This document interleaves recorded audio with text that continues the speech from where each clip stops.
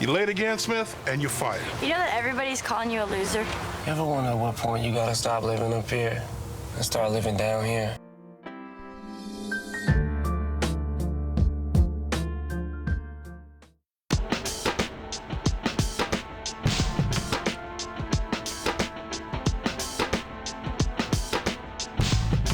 8 Mile is like basically the borderline for Detroit, and especially when I was growing up, the color line.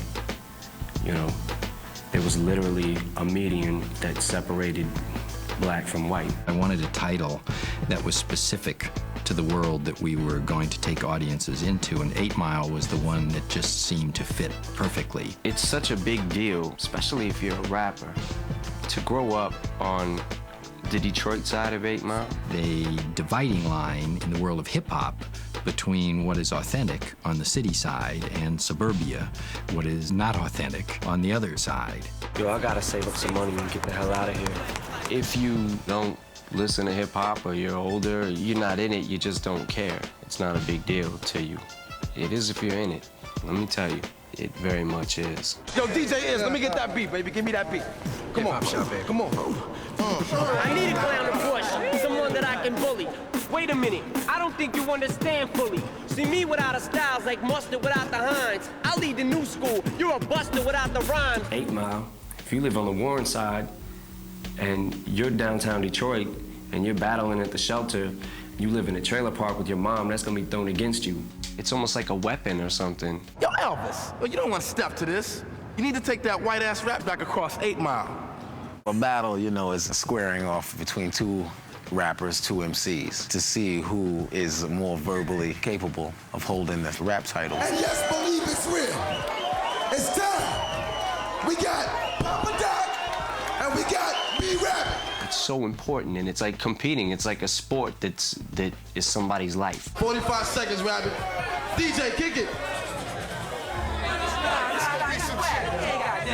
If I lost the battle, it would be my entire world. It felt like it was crumbling, and a lot of people would say, what's the big deal? Get over it. You lost, try again, whatever. No, you don't understand. I just lost a battle. My whole life is over. When you step up to that mic and on that stage in front of a crowd, if it's 20 people, if it's 200 people, your rep is on the line. So put your hockey sticks in baseball bat away, cause this here Detroit 16 Mile Road is that away. It's the sport of it, and you can walk away from it, but at the same time, it's so intense, it can also be taken the other way. Caught your choke act at the shelter last night. I'm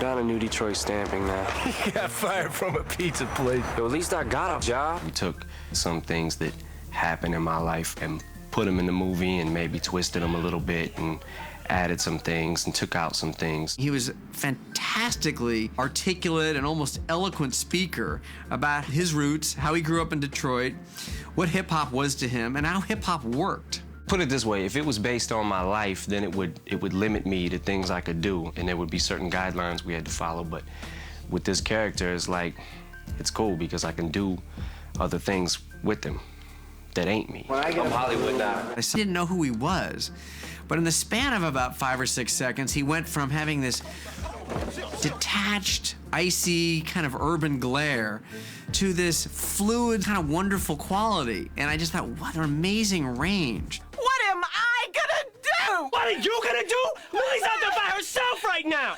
Why do you gotta be like this? What did we ever do to you? He gave me everything that one looks for in an experienced actor. He gave me dedication, he gave me focus and commitment to the story that we were trying to tell. Marshall Mathers, on one side, was this raw artist that hadn't really acted, and the other side was Curtis Hanson, a classic storyteller. Curtis Hanson wasn't from this world. I'm not really from his world neither, you know, with the whole acting thing, so we basically had to put a lot of trust in each other. Think back to that scene in Wink's basement. All right, let's try it from that point. When you think you know how a scene should play, there's always a different way that he will come up with it A lot of times it's different than what you thought it would be, and it's better. He early on expressed to me that he had no interest in being in an Eminem movie, quote unquote. He wanted to be an actor in a really good movie, and it was on that basis that we formed our partnership. He's easy to work with as far as like if you want to try different things. I think he feels our passion for the project, and he's passionate himself. Well, let's see how it feels. Okay. But I got love for him. His movies are great. Palms are sweaty. Sweater already. Mom's spaghetti. He's nervous. Keeps on forgetting when he broke down. Don't use his mouth. Words won't come out. If I wasn't rehearsing or trying to memorize my lines for the movie, you know, I was writing, I had a pen in hand. Literally, they would say, action, and I'd have to give my pen and paper to somebody and go into the scene. I had to write the music during that time. I had to write the songs I was gonna write for the movie during that time because I felt like I was literally in it. Creatively, for my music, this does a lot. It puts me back in that place that I was in 5 years ago. It's a lot of work, you know, going back and forth, trying to write the music and memorize the lines and do the scenes. But it all starts to blend together as one. It's just constantly moving, but I'm used to constantly moving. Music is such an important part of this movie because the characters all feel so passionate about it. And then, of course, there's the Eminem of it all. And so I designed a couple of sequences showing him working on his material. As Jimmy's trying to work out his thoughts in his head, you'll hear some words. You'll hear the beat. The song Lose Yourself, that's the lead-off single for the soundtrack. You'll hear that as work in progress throughout the movie, and Jimmy's trying to make it and build it into a song. You'll see him on the bus. You'll see him on a couple of scenes at home, writing and trying to work out the words in his head. I did like a lot of the composing and scoring for the movie as well. Losing yourself in the music, like basically blocking out every obstacle you have, every heckler that's in your way, blocking out what everybody has to say about you, finding yourself and finding your own voice and becoming that. If you feel it inside, let it go. Don't hesitate. Lose yourself in the music. You're forced to listen to the individual, the metaphysical, the magnetic rhyme ritual, heterosexual. Syllables, they sound complex to you. Lines perplexing you with words that could put a hex on you. Snap that neck on you. Who pumped up to get rolled up? I spit venom in every direction. Soak some up. Exhibit, of course, is a well-known artist, but the others who are in the movie, for example, Ms. Corona is a Detroit rapper. It's a free concert.